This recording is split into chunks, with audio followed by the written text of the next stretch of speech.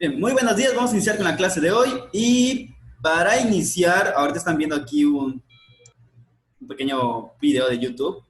Ahorita les voy a mostrar para qué es esto. Bien, antes de iniciar, sí quiero aclarar algunas cosas de cómo va a estar esta materia. Lo vamos a hacer un poco distinto para que no haya tanto problema. Hoy, como se habrán dado cuenta, les pedí que vieran primero un video inicial que está en la plataforma, que es de hecho este video de acá, que trae lo de diseños experimentales. No va a ser el único material que tengamos al respecto, entonces ya una vez que acabemos esta clase, o más bien durante la tarde de hoy o el día de mañana, les voy a ir subiendo material extra para que lo puedan ir leyendo durante la semana. El día de hoy fue, vamos a decirle como la vez anterior, ¿no? O sea, yo les pongo un video o les pongo una actividad y ya luego la sesión. Para las siguientes clases, es decir, ya para el próximo sábado, durante la semana yo les voy a dejar materiales para leer. Voy a tratar de que no sean muchos, sino que sea algo lo suficientemente, o sea, que sea fácil y relativamente sencillo de que puedan ir leyendo durante la semana sin que les tome tanto tiempo. Entonces, sí es importante que durante la semana vayan leyendo los materiales que les voy a ir dejando. Esta vez, pues, lógicamente, como es la primera clase, pues necesito primero explicarles cómo va a estar. Pero ya a partir del lunes van a tener material de la siguiente clase en la plataforma para que cuando llegue el sábado nos dediquemos a explicarlo, a que ustedes las dudas que tengan las podamos explicar y a explicar tal vez aquello que no se haya podido tocar en los materiales o que sea demasiado extenso o demasiado complicado en los materiales y pues aquí podamos resolverlo. Entonces esa va a ser la dinámica. No va a ser tanto, no va a ser tan pesado para que puedan hacer, le puedan dedicar por lo menos unos 10 minutos a su plataforma, ya sea en la noche o en el momento que mejor les parezca, y puedan ir de alguna manera ya empapándose del tema desde antes de que llegue la clase, y ya en la clase pues va a ser explicar lo que no haya quedado claro y explicar aquello que haya faltado de ser tocado en los materiales que se les deja durante la semana. ¿Ok? La otra cuestión es, normalmente yo les dejaba estas actividades previas porque no tenía cómo tener una sesión completamente larga de las 2 horas. Ahorita ya lo tengo, por lo menos durante este mes tengo la posibilidad de que ya no haya cortes. Entonces, pues creo que ya no va a ser un problema. Por lo menos este mes no va a ser un problema. O la mayoría del mes. Por lo tanto, pues ya no va a ser probablemente necesario que les deje actividades extra. Y si se las dejo, van a ser sencillas, van a ser actividades que puedan resolver en 10, 15 minutos y también serían durante la semana. Pero en realidad mi intención no es dejarles tanta tarea y si es, pues va a ser algo muy sencillo, ¿no? O sea, nuevamente sería parte del material que hay que ir leyendo o ir haciendo durante la semana para que ya el sábado, pues simplemente sea corregir, o sea, es explicar lo que no haya quedado claro o lo que haya faltado. Recuerden que, nada más para ver cómo está su plataforma. Ok, aquí la plataforma no hace diferencia como en la anterior. En la anterior, si se dan cuenta, había un recuadro más que decía recursos. Aquí simplemente recursos y actividades, es decir, están juntas las dos. No está separada como en la anterior. Entonces, las que vean que dicen actividad de clase, pues esas son las actividades de clase. Son las que van a aparecer en su calificación como foro de actividades. Lo vamos a dividir en 35%, lo que serían las actividades, vamos a decir, de clases, que son las pequeñitas, son las que pueden hacer en 10, 15 minutos. Y las que sí son tarea, que suelen ser las que tienen el logotipo de tarea, como por ejemplo, aquí no tengo ninguna, creo que sí. Estas tal vez no alcancen a ver mucho y a ustedes no les va a parecer para nada porque yo la tengo oculta, pero las que tienen el logotipo de una manita con una hoja, estas van a ser las que llamemos tareas propiamente. De estas no pienso dejarles muchas, acaso les dejo 2 o 3 y más bien como para que vayan reforzando el conocimiento, pues van a ser las pequeñitas de entre clase. Entonces recuerden que estas valen 35% y las otras valen 35%. Y de ahí el otro 30% ya sería simplemente su examen como normalmente es. ¿Ok? Eso para que no haya confusiones. Entonces, si tú tienes una de acá, si tú tienes las 3 de acá, pero te faltan las de acá, pues obviamente tienes todo esto, pero te faltaría esto. Si tienes una acá y una acá, pues ya tienes como 1 punto y tanto como, sí, uno punto y tantos puntos acá y uno punto tantos puntos acá, ¿no? Entonces sí es importante que traten de hacer todas, pero de plataforma no van a hacer muchas, entonces pues no se preocupen. Estas de plataforma, las que son actividades que son propiamente tareas, son las que duran una semana. Y tampoco son muchas justamente para eso. La otra cuestión es que voy a tratar de revisarles semanalmente esas tareas para decirles qué es lo que está mal y tengan la oportunidad de corregirlo, sino simplemente que les reprueba la primera. Eh, que sí sería más fácil, pero lógicamente pues no es lo ideal. Entonces, como tenemos tiempo suficiente, si hay alguna tarea que esté mal, yo ya les voy a decir, o en los comentarios va a estar qué es lo que está mal, lo corrigen y se les modifica la calificación. Obviamente no van a poder alcanzar la calificación original que hubieran alcanzado si hubiera estado bien desde el principio, pero sí van a tener una mejor calificación que si no lo corrigen. Entonces, esa es la intención, que tengan la oportunidad de corregir lo que se vaya a modificar. Y por último, respecto a esta parte, aquí en la plataforma les agregué un instrumento de psicología experimental que es vamos a decir que es del temario anterior, pero sigue teniendo cosas que podrían servirles. Son más bien preguntas y casos. Y este que es importante es la guía de normas APA de la séptima edición. Es decir, esta es la más actualizada. Si alguien tiene problemas para saber cómo se pone una cita o una referencia o la diferencia entre ambas, aquí lo pueden revisar. También traía otra información extra, desde cómo se tiene que presentar un trabajo, la portada y todo eso, pero en realidad lo que nosotros utilizamos más son las citas, que recuerden que cuando algo lo están copiando o lo están parafraseando, tienen que poner una cita para que no sea plagio. Y la otra son las referencias o las famosas fuentes bibliográficas, que es lo que normalmente ponen ustedes en sus trabajos de investigación. Entonces, si todavía hay dudas de cómo se hace, en ese documento ya está actualizado de acuerdo a la versión más reciente de las normas APA. Entonces, para que le den una leída y vayan mejorando también la calidad en sus trabajos. Bien, dicho esto, vamos a comenzar. Quiero mostrarles esta imagen. Más que una imagen, es un pequeño video. No me interesa que veamos todo, de hecho solo quiero que vean una parte. No es, o sea, el sonido no es tan importante, de hecho no me interesa tanto el sonido, sino simplemente que vean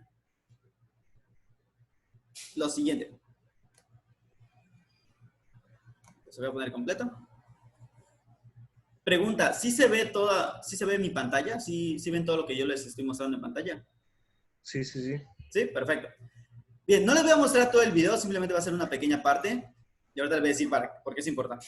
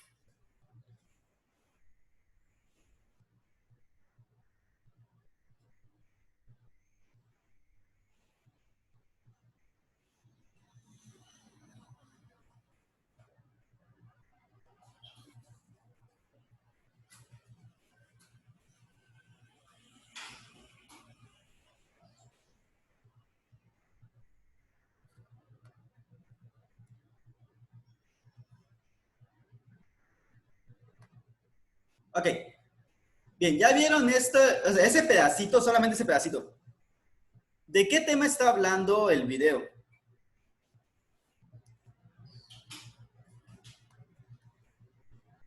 Me lo pueden decir vaya,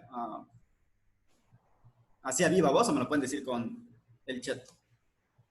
¿De qué tema estamos hablando aquí?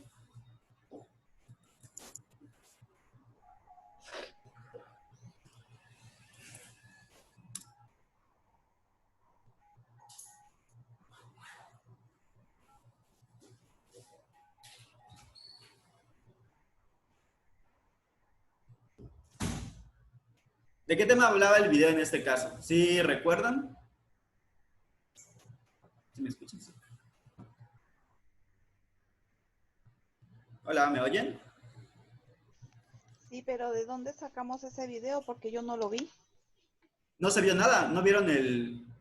No, No se vio nada. el link que nos mandó, o al menos No, sí. no, no, no, ahorita en la pantalla que le estaba compartiendo no se Sí, vio pero nada. pasó muy rápido, entonces no entendí. Ah, ya, ya, ok. No, no te preocupes, no tenían que escuchar nada, simplemente tenían que ver el video. Eh, sí vieron el video, ¿no? O sea, sí se vio las imágenes que pasaban y todo. Sí, nada más que creo que yo no comprendí de qué se trataba porque, como dijo, vamos a ver este video hasta el final, pues yo esperé hasta el final sin prestarle tanta atención. Ok, bueno, no hay problema. El video lo vieron que es un video nuevo, que es un video viejo.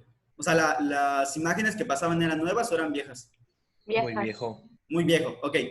Lo que estaban viendo en pantalla era, que de hecho eso creo que sí aparecía porque apareció un como pop-up, una imagencita pequeña que decía el primer video del mundo. Ok, ese es el primer video del mundo. Las personas que, no las del santo, porque la del santo pues como que lo pusieron de relleno. En la parte donde están saliendo muchas personas, como de un edificio, ese fue el primer video del mundo. O sea, fue la primera película, fue lo primero que grabaron los hermanos Lumière. Ahora voy a explicar por qué eso es importante, porque podría parecer que no tiene nada de sentido, nada de relación con la psicología experimental, pero tiene mucho sentido. Por eso ahorita vamos a ir al por qué. Pero en eso consistía el primer video. O sea, es un video donde te muestran la primera película de la historia. Lógicamente los hermanos Lumière no eran psicólogos, entonces uno podrá preguntarse qué tiene que ver con psicología experimental. Entonces ahorita se los voy a explicar, no hay tanto problema. Quiero que vean este siguiente video. Tampoco dura mucho, de hecho no lo vamos a ver completo, no es necesario. Simplemente quiero que vean la idea, ¿ok? ¿Qué pasó? ¿Ibas a comentar algo?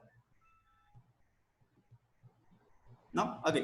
Solo quiero que vean la idea, o sea, no es tanto escuchar lo que dice, porque creo que tampoco pueden escuchar lo que se dice, pero sí vean la idea, ¿ok? O sea, vean simplemente de qué se trata y ahorita platicamos un poco de lo que se está tratando. Ok, esto es de unos pasos peatonales 3D.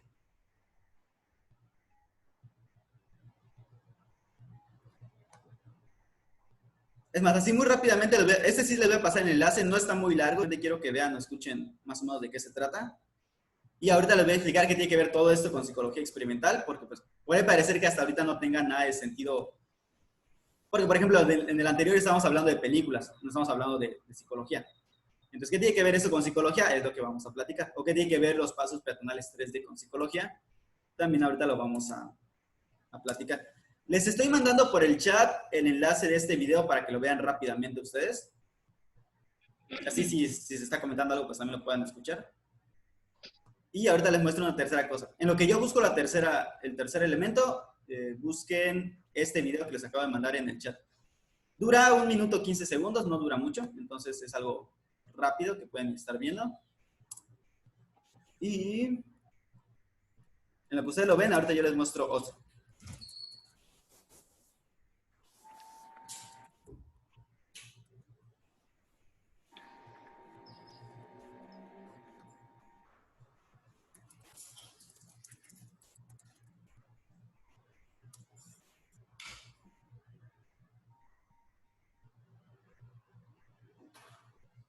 Yo voy a dejar de compartir tantito mi pantalla para que ustedes vean el video. O sea, el enlace que les he puesto.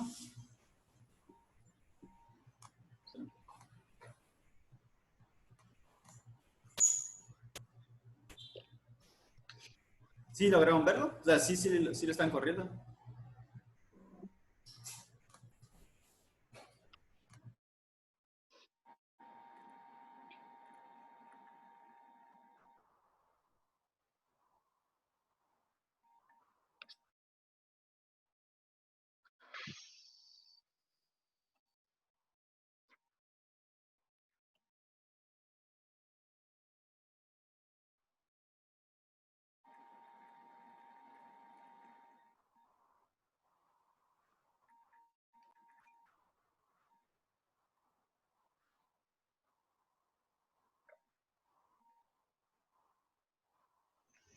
Yo no veo ningún video, maestro, solo lo veo a usted y una pantalla negra.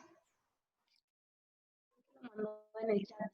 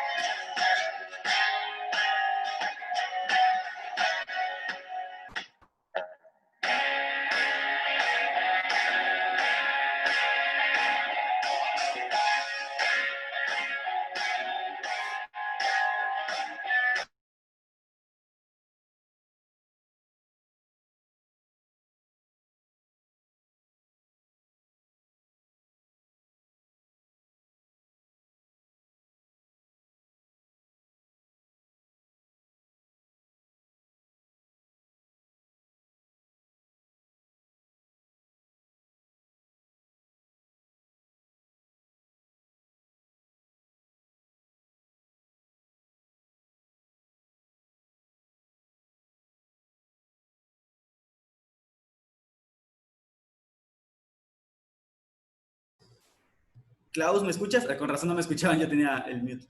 Klaus y Keila, ¿lograron ver el video ya? Yo sí. ¿Tú sí? Ok, Klaus.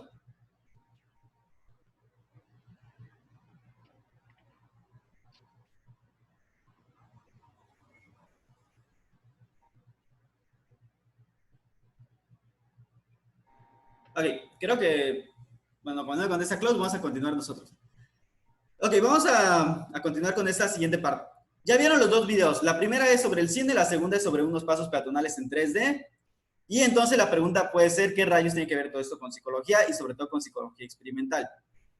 Recuerden que en el primer caso, cuando veíamos el video de los hermanos Lumière, estamos hablando de personas que no eran psicólogos, que simplemente pues, se dieron cuenta de cómo, a partir de las investigaciones, de los inventos de otras personas, se dieron cuenta cómo funcionaban las imágenes y cómo podían dar la ilusión de que una imagen estaba en movimiento.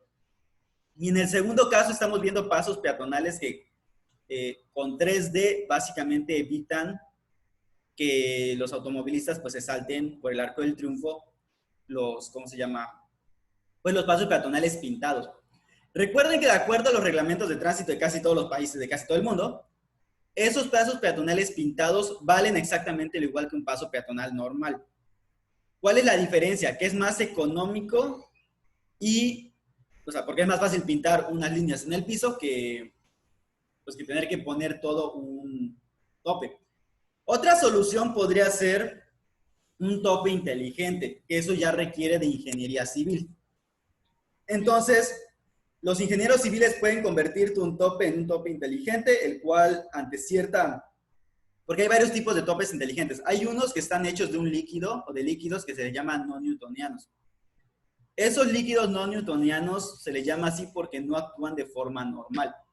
Es decir, por ejemplo, si tú agarras el agua y le pegas, pues sigue siendo agua, ¿me explico?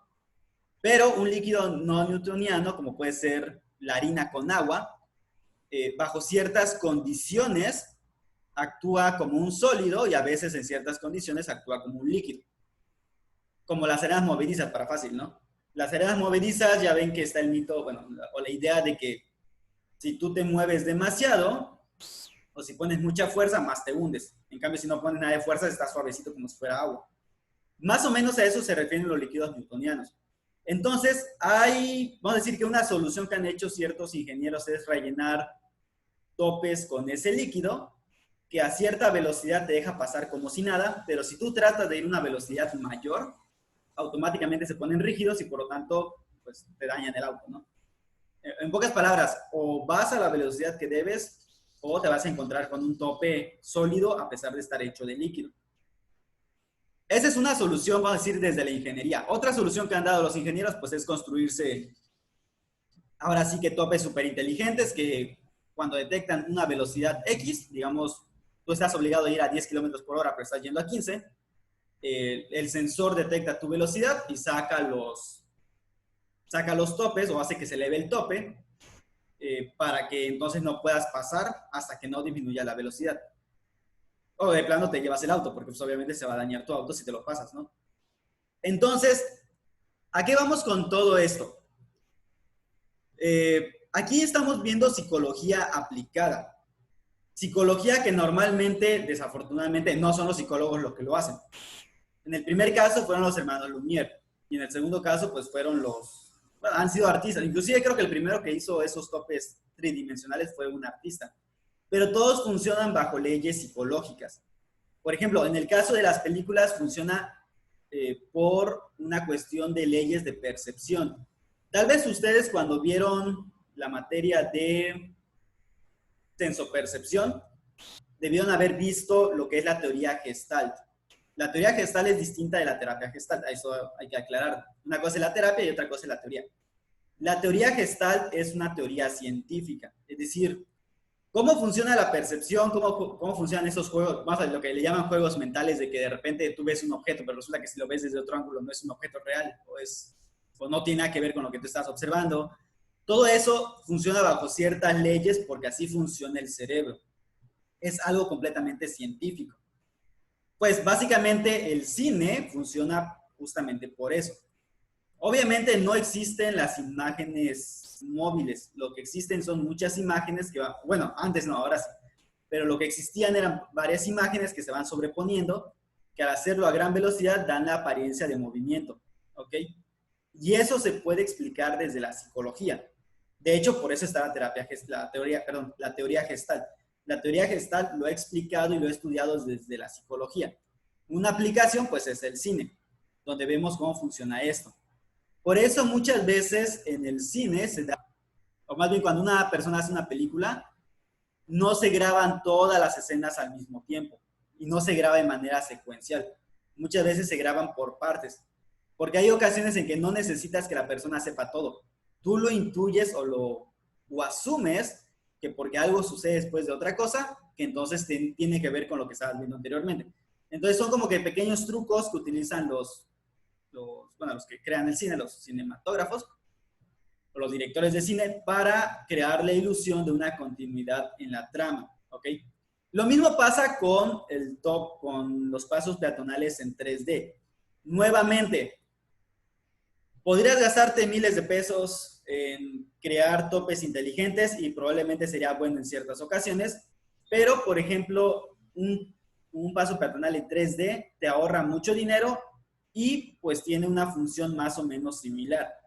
No va a ser exactamente igual, pero sí va a tener una función similar. Nuevamente, la teoría Gestalt. Sabemos que la percepción lo va a captar como un objeto real, aunque no lo sea. Y por lo tanto, aunque tú sepas que ese objeto no es real, es más probable que tú disminuyas la velocidad porque tu cerebro lo está captando como si lo fuera. Además de que lo hace más llamativo, lo hace contrastar con el ambiente y es más probable motivarte a que te detengas. Tengan presente que aquí en Cancún esos pasos peatonales se los pasan por el Arco del Triunfo. Al igual que en muchas ciudades, no crean que esto lo pasa en México. En muchas ciudades esos pasos peatonales se los pasan por el Arco del Triunfo. Esta es una forma fácil de hacer ingeniería utilizando principios psicológicos, principios que se han descubierto de forma científica. ¿Alguien tiene algún comentario hasta ahorita de los videos que han visto? No, está claro. ¿Sí? Ok. Entonces, si alguien tiene alguna duda, recuerden que pueden alzar la manita aquí que les da la opción, o en su defecto me lo mandan por el chat y ya yo leo su pregunta. Dependiendo de cómo ustedes gusten. Ok, básicamente, ¿qué tiene que ver todo eso? Pues ya lo he mencionado, estamos hablando de que se fundamentan en principios científicos, de que se ha estudiado por parte de la psicología experimental todo esto, y eso nos lleva entonces ahora sí a la materia propiamente dicha. Recuerden que la psicología es una ciencia, ¿ok? Como ciencia tenemos muchos métodos de estudio y la psicología no se reduce únicamente a la salud mental, que es normalmente lo que nos dicen, que la psicología es la ciencia que estudia la salud mental, ¿no? La psicología tiene muchas ramas y todas ellas dependen de la psicología experimental, porque al fin y al cabo, como ciencia que somos, pues tenemos que tener ciertos métodos. No todos los métodos son experimentales, eso hay que aclararlo. Y no por eso no es ciencia. O sea, simplemente no todos los métodos son experimentales porque no todas las realidades implican o necesitan un experimento. Pero sí hay situaciones que podemos experimentar, tanto en psicología social como en psicología individual. Por ejemplo, hay terapias que sabemos que funcionan porque han pasado por un proceso de experimentación o de contrastación empírica. O sea, significa que hemos creado lo mismo que pasa con un medicamento, que pasa por un proceso en el cual tiene que haber primero prueba en animales, luego pruebas clínicas, luego de esas pruebas clínicas aplicarlo a suficientes grupos humanos como para ver las consecuencias que pueda haber y contrastarlo de que realmente sea por el medicamento y no simplemente por un efecto placebo, etc. ¿Ok? Eso es lo que hacen los experimentos, controlar las variables de forma que nosotros podamos saber exactamente por qué las cosas funcionan. ¿Eso quiere decir que otros conocimientos que no lo hacen son malos? No, pero desafortunadamente al no saber por qué funcionan, pues simplemente no son útiles. Por ejemplo, como ustedes sabrán, en el pasado, todavía estoy siguiendo el ejemplo de la medicina, ¿no? En el pasado usábamos hierbas para curar enfermedades. ¿Era esto malo? Pues no, porque era lo único que conocíamos. ¿Tenemos que seguir haciéndolo? Pues no, porque ya tenemos obviamente un método científico que nos ayuda a aislar y saber por qué funcionan las cosas. Entonces puede ser que un ejemplo sencillo de cuando la gente confunde eh, la causa con un evento que simplemente pasó antes. Supongamos que tú te enfermas de gripa. Y no sé si ustedes les han contado, o al menos a mí se me lo llevan a hacer, que te dicen que si te tomas un vaso entero de jugo de limón puro, o sea, no agua de limón, jugo de limón así tal cual, te curas de la gripa. Supongamos que tú lo haces y te curas efectivamente. Sabemos muy bien que eso no tiene absolutamente nada que ver. La gripa no se va a curar por lo que tú tomes. La gripa se cura solita, ¿ok? ¿Por qué se cura solita? Porque es un virus. Y en este caso no hay un medicamento que te cure la gripa. Los famosos antivirales, los que utilizas para controlar los síntomas de la gripa, lo único que hacen es eso, es controlarla, pero no la curan. ¿Ok? Entonces, el que tú te tomes un vaso de jugo de limón, aunque tú te hayas curado después, no implica que haya sido la causa de que te hayas curado. Simplemente implica que fue lo que tú tomaste antes y que casualmente te curaste después. Porque si lo vuelves a hacer una segunda vez, seguramente no va a tener el mismo efecto. Entonces, eso es lo que suelen confundir muchas personas, que porque algo pasó después de un evento, esto que pasó después fue efecto del evento anterior. En este caso, haberme tomado mi vaso entero de jugo de limón y al día siguiente ya haber estado mejor de la gripe. ¿Sí me explico? Lo mismo pasa en psicología. Muchas terapias dicen que funcionan. Digo, en el caso de la psicología clínica, obviamente, como ya mencioné anteriormente, la psicología clínica no es la única rama de la psicología. Pero vamos a decir que es la más representativa y es de alguna manera donde los efectos de la investigación científica pues tienen más importancia porque estamos hablando de vida de las personas. Entonces, ¿muchas terapias funcionan? Sí, pero la pregunta es ¿por qué funcionan y si realmente están funcionando por lo que dicen? Por ejemplo, se sabe que prácticamente todas las terapias van a funcionar cuando hay una relación terapéutica. En pocas palabras, hay muchas terapias que si han funcionado no es porque la terapia funcione. Funcionan simplemente porque te llevaste muy bien con tu paciente y listo. Sin importar qué terapia hubieras aplicado. Podemos saber que una terapia funciona por la terapia misma y no por, digamos, porque se llevó muy bien contigo tu paciente y le caíste muy bien. Sí, lo podemos hacer. Justamente para eso son los estudios clínicos, o sea, para poder determinarlo. Y así como en el medicamento tenemos que eliminar el efecto placebo, también en psicoterapia, cuando se estudia una psicoterapia, hay que eliminar el efecto placebo, que en este caso ocasiona la relación terapéutica. Y, por ejemplo, ahí sabemos qué terapias funcionan para qué determinados trastornos o problemas de la conducta o emocionales o de otra índole. ¿Ok? Entonces, así como para que vean que realmente tenemos muchas ramas, que a pesar de las ramas, porque inclusive puede ser psicología social, a pesar de las ramas, el método experimental es una parte importante en algún punto del proceso. No es el único método, y no por eso deja de ser ciencia, porque no tiene que ser todo experimental para que sea ciencia, pero es un método muy importante que por lo menos en ciertos elementos de la realidad de estudio tiene que realizarse. ¿Ok? Entonces, esto se los comento por dos cuestiones. Primero, es importante ir sacando la idea de que la psicología es como que tutti frutti, que te acepta todo, como que es una mezcolanza entre filosofía, entre religión, entre no sé qué y lo que tú quieras, porque no es así. O sea, la psicología es una ciencia y por lo tanto no es que tú te quieras inventar las cosas porque sí, sino que tiene que ser fundamentado en investigación científica, lo cual incluye, entre otros métodos, el método experimental, que es justamente lo que estamos viendo acá. Segundo, que psicología experimental no es únicamente conductismo, aunque van a ver que las siguientes clases va a ser básicamente conductismo, no es la única rama experimental de la psicología, es decir, el conductismo es experimental, sí. La psicología cognitiva es experimental, también. La teoría gestal es experimental, también. La neuropsicología es experimental, también. O sea, básicamente todas las ramas que he mencionado ahorita son completamente experimentales. O se pueden tener elementos que pueden ser contrastados mediante experimentos. Hay otras ramas que son un poco más complicadas de que se pueda hacer experimento únicamente, pero tenemos otras formas que son similares al experimento. Por ejemplo, en psicología social podemos manejar los cuasi experimentos y en ciertas ocasiones experimentos también. Y ahorita les voy a explicar un poco más la diferencia entre los dos, pero de hecho en el primer video que vieron, el de los 34 minutos, 35 minutos, ahí explica algunos métodos. Entonces ahorita vamos a platicar un poco de ellos. Pero básicamente es esto, ¿no? Entonces, como la psicología es una ciencia, pues nosotros, los que estamos estudiando psicología, más bien ustedes que están estudiando psicología, porque yo estudié, los que están estudiando psicología también tienen que empaparse de todo esto, ¿de acuerdo? Sí es importante que las acciones que hagan, o sea, si por ejemplo vas a ser psicólogo organizacional o psicólogo social o psicólogo clínico, sin importar la rama de la psicología en la que vayas a estar, tu trabajo tiene que fundamentarse en evidencia científica. No toda va a ser experimental, pero sí tienen que ser capaces de entender cómo se desarrolla la ciencia, cómo funciona nuestra disciplina y en el caso de los experimentos, cómo se realiza uno. Y si ustedes en algún momento aspiran a una maestría, a un doctorado, que espero que sí lo lleguen a hacer, o sea, que en algún momento ustedes se conviertan en doctores en psicología, pues también tienen que saber cómo se desarrolla la investigación científica, porque básicamente a eso se van a dedicar, a crear investigación científica.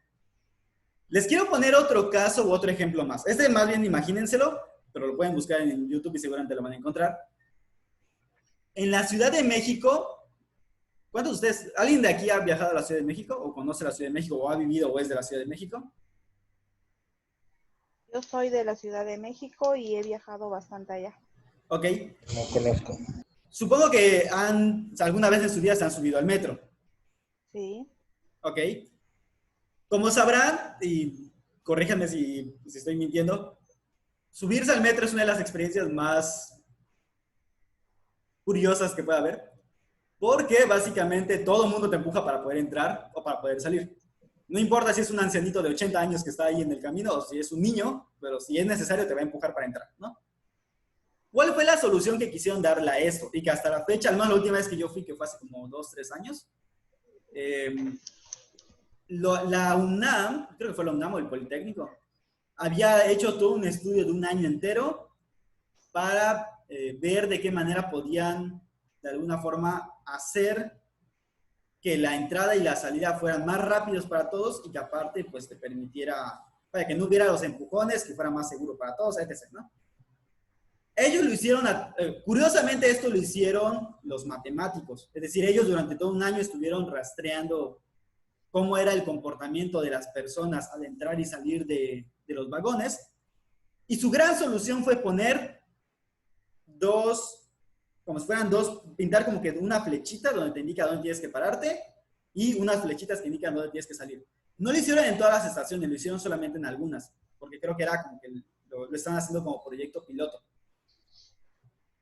¿Eso fue suficiente para que funcionara? ¿Funciona el 100% de las ocasiones? Por supuesto que no, porque al fin y al cabo la conducta humana no es tan...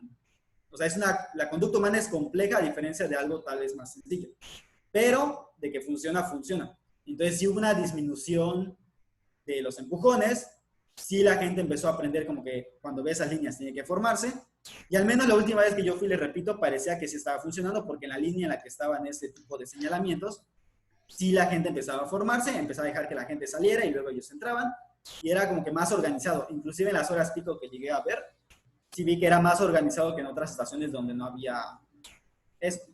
Lógicamente también tuvo que haber habido un proceso de aprendizaje donde hubiera alguien diciéndole a la gente qué hacer y ya luego la misma gente por aprendizaje social fue haciéndolo y lo fue repitiendo hasta el grado de que pues una gran mayoría suele respetar eso.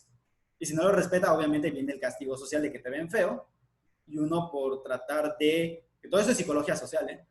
Uno por tratar de encajar con el grupo, por lo menos que no se te avienten encima, pues lógicamente terminas normalmente ajustándote a lo que el grupo diga. ¿Ok? Klaus, ¿quieres comentar algo? No, sé si sí, lo que pasa es que sí funciona, pero el tiempo es muy corto. O sea, no modificaron tiempos de entrada y salida y funciona muy bien cuando entras porque te formas. Pero cuando tú sales del vagón no hay flechas, no hay nada y la gente por el propio tiempo, que es muy poco, realmente te siguen empujando. O sea, sí funciona en la mitad del contexto, de la solución que trataron de encontrar. Pero cuando tú te bajas del metro, si están muy saturadas las líneas, te empujan, te sacan porque te sacan. O sea, es impresionante cómo sales sin darte cuenta en qué momento saliste. Pero eso fue Pero bastante curioso. la entrada sí tiene orden. La entrada es efectivamente, esperan todos a que salgan los que empujan y ya formado tú entras y si no alcanzaste, pues te quedas hasta el siguiente, no pasa nada. Esperas. Ok, perfecto. Hecho. Pero qué bueno que lo mencionas. Quiere decir que, ok, no ha tenido tal vez el efecto completo, o sea, sí ha ayudado, pero no tal cual como se debería. ¿Saben qué es lo curioso de todo este caso, de lo de la Ciudad de México? Que eso fue una investigación que hicieron los matemáticos. O sea, no lo hizo un psicólogo, no lo hicieron sociólogos, lo hizo los matemáticos. Sin embargo, ya existen estudios de eso en psicología. Es decir, era necesario gastar todo un año viendo o analizando estadísticamente el comportamiento de las personas. Desde mi punto de vista, no. ¿Por qué? Porque la psicología ya había visto eso. Tal vez cuando vean psicología social, no sé si ya vieron psicología social, tal vez, no se los aseguro, pero en Estados Unidos también hay que tener en cuenta el factor cultural. Yo no sé qué tanto podría llegar a afectar este estudio que pasó en Estados Unidos en México, porque recuerden que en México tenemos nuestra propia forma de pensar y de hacer las cosas, que por eso es importante considerar esto, y ahorita vamos a ver otro caso más actual. Pero bueno, lo que dice Clau me parece que es importante justamente por lo mismo, ¿no? En primer lugar, los psicólogos ya en Estados Unidos ya habían visto que a las personas les gusta seguir líneas. Si tú le pones línea a una persona, casi automáticamente va a tratar de seguirla por alguna razón, ¿ok? Obviamente no todas las personas, pero en general las personas cuando ven una línea, como que ya saben que la línea significa que es un límite o que es un camino, ¿no? Entonces, en Estados Unidos lo que habían hecho fue que para hacer la investigación, habían puesto líneas en bancos y en otros lugares y se dieron cuenta de este efecto, que las personas prácticamente la siguen automáticamente y luego por la misma presión social, las demás personas, aunque no lo hayan visto o no les hayan dicho, comienzan a hacerlo también, porque ven que otros lo hacen o porque cuando otro está formado en la fila, ven mal al que no lo está haciendo y ya como que el otro pues lo hace, ¿no? Entonces, realmente la solución que dieron los matemáticos es una solución que se podría haber dado desde la psicología. Nuevamente, el problema es que pues muchas veces los psicólogos nos limitamos. O sea, pensamos que psicología es única y exclusivamente una cuestión de conducta y una cuestión de psicología clínica o de reclutar personas, ¿no? O en su defecto de estar en un colegio como psicólogo educativo. Y pensamos que la psicología es solamente eso.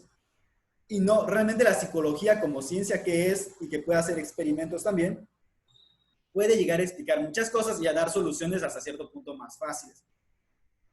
Porque les repito, lo que hicieron en el metro es algo que podría haber hecho un psicólogo, también haciendo exactamente un estudio, y pues básicamente si le completamos la otra parte que dice Klaus, que no hay estas líneas o que no hay este proceso de cómo guiar la salida, probable, y que lo hubieran aumentado tal vez el tiempo. Por ejemplo, ahí está entrando el conductismo.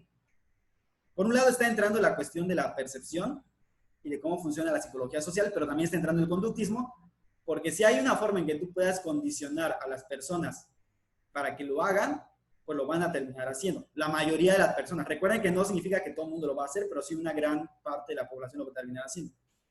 Otro ejemplo más de una aplicación que han hecho es que ese creo que sí fueron los psicólogos. No me acuerdo en qué ciudad fue, pero ya ven que las personas suelen evitar las escaleras, las normales. Cuando hay escaleras eléctricas suelen elegir las eléctricas porque es más cómodo. Entonces lo que se les ocurrió hacer en un metro fue que a una de estas escaleras normales le pusieron colorcitos y sonidos. Entonces cuando tú vas subiendo la escalera, va emitiendo ciertos sonidos. Y por lo tanto puedes hacer inclusive música. Porque literalmente es como si fuera un piano gigante, pero que es una escalera, ¿no? ¿Qué es lo que pasó? Al haber hecho esto, hicieron que una cuestión que era completamente normal, que tienes que hacer todos los días, que es subir una escalera, se volviera algo divertido y por lo tanto la gente, aunque sea simplemente por el sonidito que hacen las escaleras, comenzó a subir las escaleras normales, a pesar de que al lado tenían las eléctricas. Eso es conductismo. En educación le llaman gamificación, que es justamente cómo se llama convertir una situación normal que se vuelva tipo juego para que de alguna forma sea más probable que una conducta o un aprendizaje que tú quieres que se dé, pues se dé. En este caso, lo que tú quieres es que la gente evite las escaleras eléctricas para que haga ejercicio, aprovechando que por sí tienen que estar caminando en la estación del metro, y pues a la vez haces que la gente se divierta. La otra cuestión es cuando te hacen hacer lagartijas o te hacen hacer algo para meter basura o para que te den dinero por parte de algo y eso se va a tu tarjeta del metro o del camión. Esa es otra cuestión que han estado haciendo en otros países y que también promueve o que hagas ejercicio o que recicles el plástico, etc. Menciona Claudia lo del COVID. Qué bueno que menciona lo del COVID porque de hecho eso iba a mencionar ahorita. Justamente eso iba a mencionar. Dice, ahora mismo lo estamos viviendo con el COVID. Funciona muy bien las entradas y salidas junto con las flechas. Así no explican cada vez y tú sin saber captas el mensaje. efectivamente la cuestión del COVID es de hecho la última cuestión que les quería mencionar. ¿Qué es lo que pasó con el COVID? Independientemente de si el señor Gatell hizo o no bien su trabajo, que desde mi punto de vista no lo hizo, pero pues eso es debatible, hay algo que sí es cierto.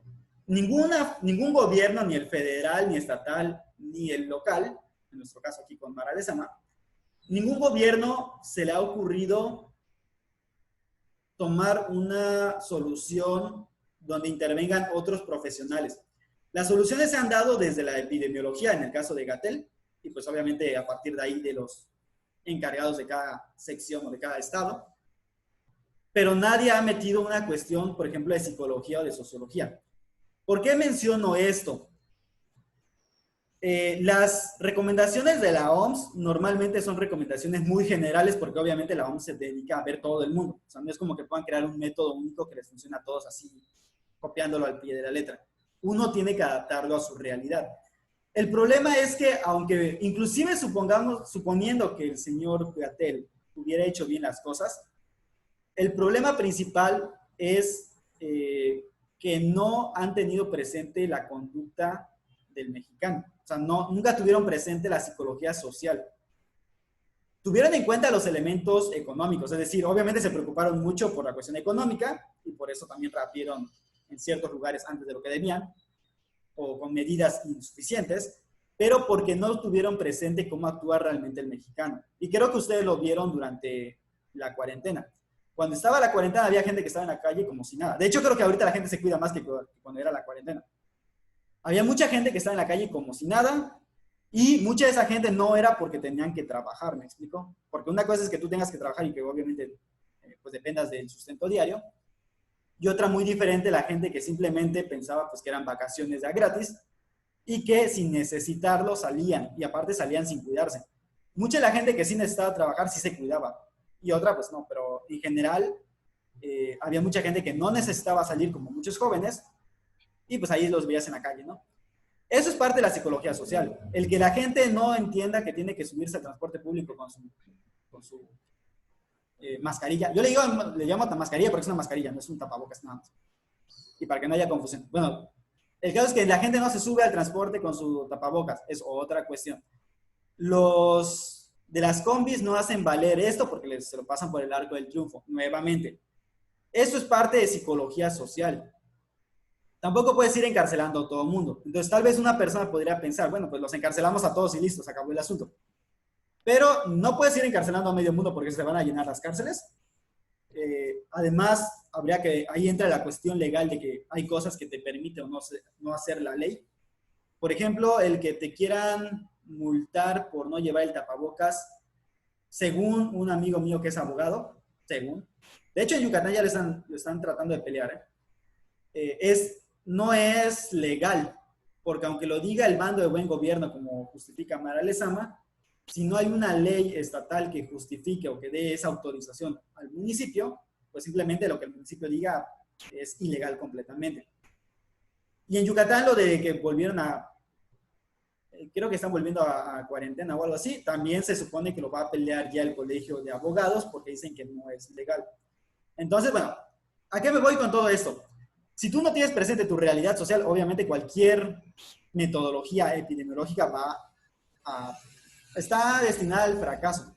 Porque si tú quieres que medio mundo esté encerrado en sus casas y no tienes presente la cuestión económica y no tienes presente cómo se comportan su alfabetismo o analfabetismo, etc., pues obviamente no estás teniendo presente esta cuestión. ¿Quién estudia estas cuestiones? Los sociólogos, los psicólogos sociales, los antropólogos, pero como son disciplinas que nadie les hace caso, especialmente el gobierno, o sea, como que son disciplinas que normalmente la gente dice que no sirven. No es que no sirvan, obviamente, simplemente la gente ignora cuál es su importancia y cuál es su funcionamiento. Entonces, pues luego tenemos este tipo de cuestiones, de que te pones a hacer cuarentenas en un país donde económicamente tal vez no puedas hacerlo, con personas que no entienden o que creen más en la Santa Muerte que lo que saben de ciencia, que lo poco que saben de ciencia lo saben mal por el deficiente sistema educativo, etc., ¿no? O sea, tienes prácticamente un caldo de cultivo para que todo eso se venga abajo. Entonces, efectivamente la cuestión del COVID nos ha dejado este mal sabor de boca, pero también nos ha mostrado la importancia de darle valor a la investigación social. Y muchas personas seguramente ni así le van a dar importancia, porque no lo tienen presente. O sea, realmente ellos creen que están haciendo las cosas que se deben hacer porque están siguiendo los pasos médicos, pero la medicina no es una ciencia social. La medicina te podría decir qué es lo mejor para una enfermedad, pero no tiene presente toda la complejidad de relaciones que hay. A pesar de que lleven una materia llamada sociología médica, no basta con una materia, necesitas un estudio serio de cómo piensa tu sociedad, cómo actúa tu sociedad, cómo reacciona tu sociedad y cómo puedes modificar la conducta de tu sociedad. ¿Ok? Y sí, hay personas, por ejemplo, de las flechas, hay personas que les ha funcionado bastante bien. Ya la mayoría de las personas ya están más familiarizadas pues, con toda la dinámica que hay de usar el cubrebocas, de entrar, salir, pero obviamente está la cuestión de que si no hay una autoridad que de alguna manera presione, por ejemplo, cuando tú vas al súper, pues está el guardia de seguridad que no te deja pasar si no te ve con el cubrebocas. ¿Cuál es el problema? Que ya adentro, pues no hay nadie que esté ahí supervisando. Entonces, básicamente te quitas el cubrebocas y ni por enterado, ¿no? Pero bueno, ya es un principio. Ya la gente por lo menos se está acostumbrando de que para ir al súper, si quiere entrar, necesita a fuerzas el cubrebocas. Que si va a ir no sé, a cualquier otra tienda, digamos a las Américas, tiene que usar el cubreboca y tiene que ponerse el gel antibacterial y le tiene que tomar la temperatura y todo lo demás, ¿no? Pero todavía falta mucho que hacer. Bien, en fin, como conclusión de toda esta primera parte, la psicología experimental, por lo tanto, tiene un papel bastante importante. Ya hemos visto que muchas soluciones se han dado bajo principios psicológicos. Desafortunadamente no han sido los psicólogos, han sido más bien otros profesionales, en este caso del metro de la Ciudad de México, pues, fueron los matemáticos. En el caso de los espacios peatonales, fueron artistas, de hecho, los que comenzaron a hacerlo. En el caso del cine, pues fueron inventores que se les ocurrió ver qué pasaba si tú haces esto y que lograron hacer que esto fuera continuo de tal manera que se viera como lo que conocemos hoy, las películas. Pero todos han funcionado bajo principios experimentales que ya luego he estudiado la psicología y que hoy en día sabemos cómo funcionan. Lo mismo podríamos mencionar de psicología ambiental. No lo hacemos los psicólogos, pero los terminan haciendo los arquitectos o los ingenieros, sobre todo los arquitectos, de diseñar un lugar que te permita, por ejemplo, ¿qué conducta quieres tú reforzar? No, pues yo quiero que la gente tienda más a quedarse más tiempo para que eso a la larga me pueda llevar a una venta segura. Entonces el arquitecto va a diseñar el lugar de tal manera que sea agradable para que la gente se quede más tiempo. Por eso muchas empresas lo que hacen es mejorar los alrededores de sus locales, o del lugar donde están. Por ejemplo, si fuera una plaza, pues tratarían de mejorar el lugar de la plaza, lo que está alrededor. ¿Para qué? Pues para que la gente prefiera quedarse o entrar más fácilmente. Lo que hizo Mara Lezama en el crucero y en el Palacio Nacional, aunque para muchos, una gran parte de las personas pareció un desperdicio de dinero, tiene sentido. No creo que lo haya hecho pensando realmente que tuviera algún sentido, pero si nos vamos a una psicología ambiental, tiene mucho sentido. Porque, por ejemplo, el crucero normalmente pues era prácticamente una posilga ya. Con el nuevo diseño que le dieron, se convierte ya en un centro de atracción, inclusive para las mismas familias que viven por ahí. O sea, no necesita hacer que alguien de la zona hotelera baje hasta allá. Simplemente para las mismas familias que están ahí, los vuelve más agradable. A la vez, lo hicieron de tal manera que no es tan fácil que te quedes ahí horas sentado, que es lo que sí pasaba con el anterior parque. Entonces, ¿ha habido algún beneficio? Pues no lo sabemos porque se juntó la pandemia, pero sería interesante para un estudio de psicología ambiental, de cómo afecta o mejora la calidad de vida de una zona. Pero en general me parece que el crucero, que solía ser bastante caótico, ahorita ya es más organizado. Ya por lo menos la gente que pasa por los pasos peatonales, ya se espera un poquito más al semáforo. Ahí más bien los que meten el relajo son los de las combis. Pero todo eso lo podemos estudiar desde la psicología. Entonces, en resumen, la psicología tiene mucho que ofrecer. La psicología es una ciencia, como cualquier ciencia tenemos nuestro método.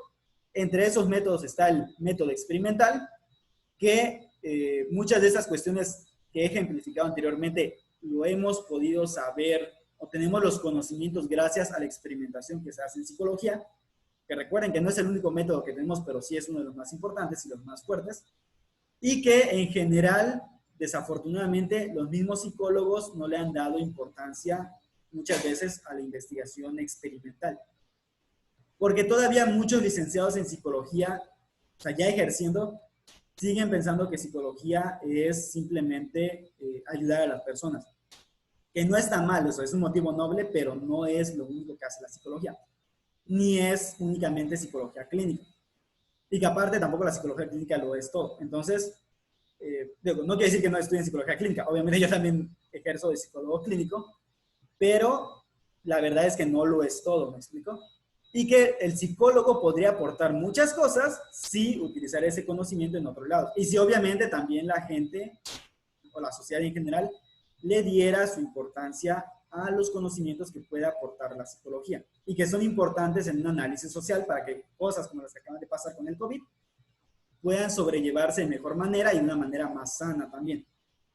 No solamente en casos de emergencia, sino en general. Pues en general hay muchas cosas que si tuviéramos presente el punto de vista psicológico, junto con otros puntos de vista, lógicamente, pues sería más fácil o sería más eficiente la manera como funcionan las cosas, que va desde el transporte público hasta otras cosas.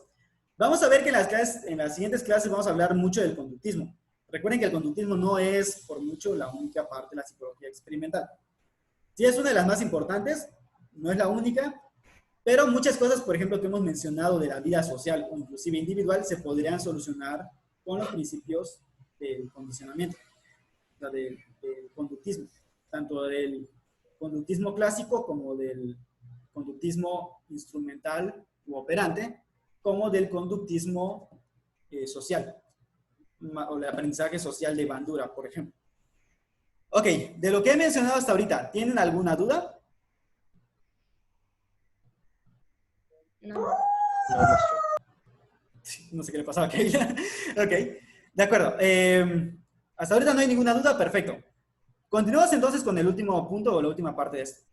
Quiero mostrarles, es que ya no puedo minimizar acá, pero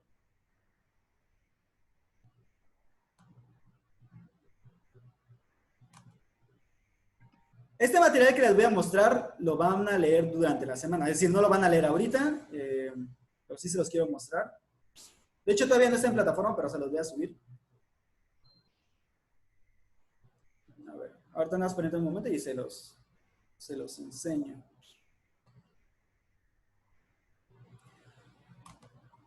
Normalmente cuando doy este curso hacemos una investigación científica. Una sencillita, pero una investigación científica al fin y al cabo. Lógicamente, por cuestiones de la pandemia, tal vez no podamos hacerlo, o tal vez sí, depende de qué es lo que queramos investigar.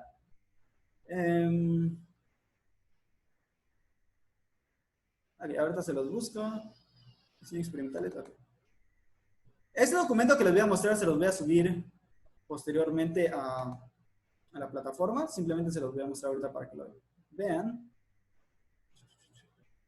No.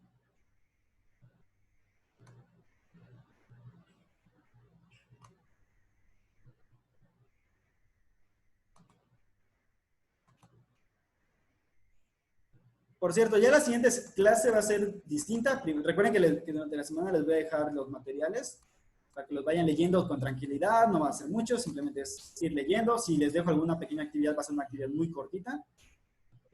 Porque lo importante no es cargarlos de trabajo, sino que puedan ir profundizando previo para que ya cuando llegue el día de la clase, pues cualquier duda o pregunta que puedan llegar a tener, pues lo podamos resolver en ese momento. Ok, ya tengo el primero y ahorita les muestro el segundo.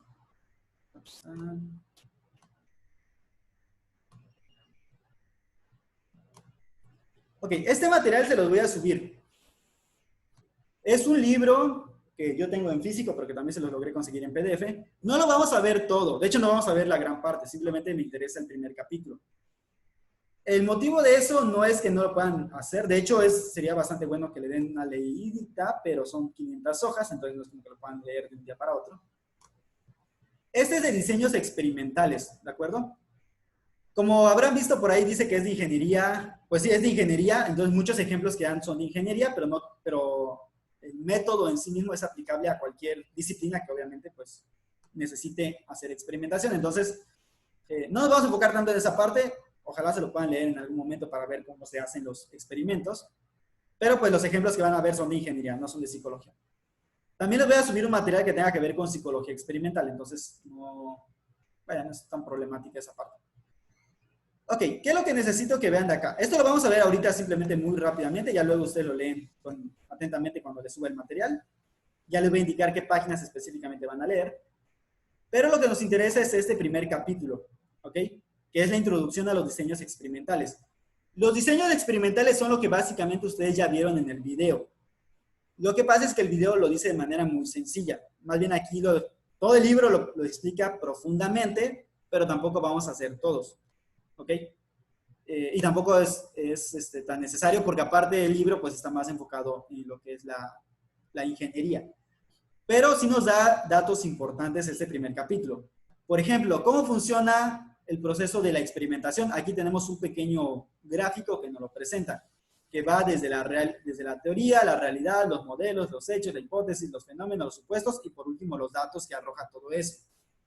Y aquí tenemos el esquema de cómo funciona lo que sería el proceso experimental, donde yo tengo una hipótesis a la cual deduzco ciertas consecuencias que lo voy a contrastar con los datos y una vez que yo contrasto con los datos voy a verificar que efectivamente haya sido lo que yo pensaba y si no es lo que yo pensaba, entonces modifico la hipótesis y vuelvo a comenzar el proceso hasta que ya tenga un resultado pues esperado, ¿ok?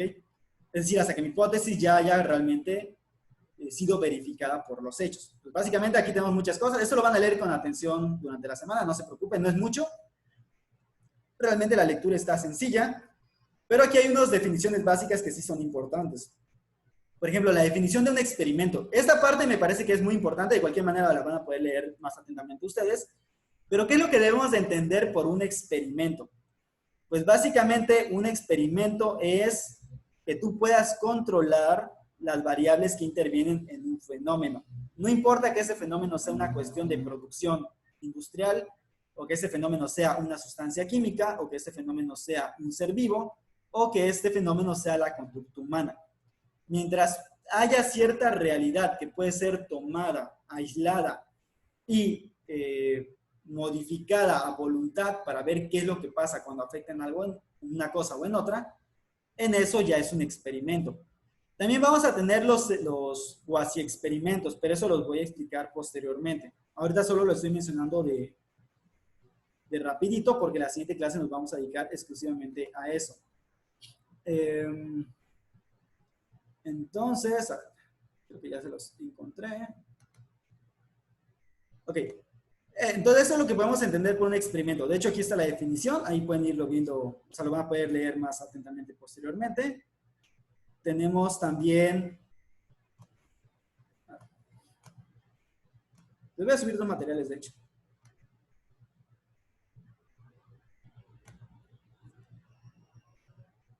Okay, lo que es una unidad experimental. O sea, todas esas definiciones son importantes que las vayan conociendo.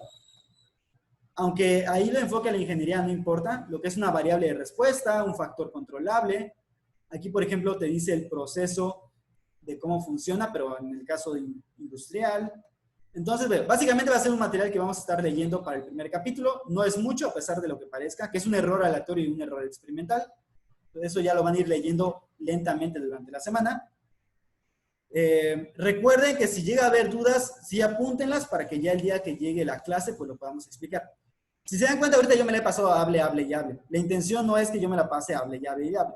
Ahorita, pues como no había, bueno, como es la primera clase, pues obviamente no es como que les pueda haber dejado desde la semana pasada el material. Pero ya esta semana sí van a poder leer antes de mí, van a poder estar profundizando. Y ya cuando llegue la clase podemos discutir, podemos dar ejemplos.